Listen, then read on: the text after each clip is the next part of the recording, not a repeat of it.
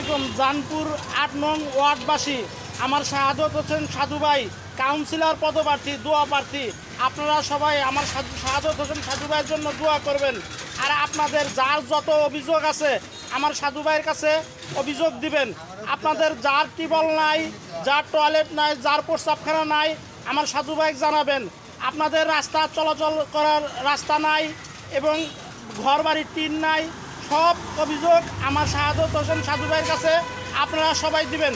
আমার বড় ভাই যদি কাউন্সিলর হতে পারে, আপনাদের কাছে আপনাদের জন্য পৌরসভা থেকে অনুদান আয় না আপনাদের কাছে দিবে, সর্বোচ্চ সহযোগিতা করবে।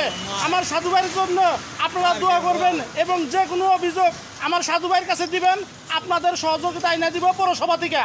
আমার বড় ভাই কিন্তু জানপুর ওয়ার্ডের দোয়া প্রার্থী, আপনারা সবাই দোয়া করবেন। সামনে কিন্তু সে কাউন্সিলর পদপ্রার্থী হবে।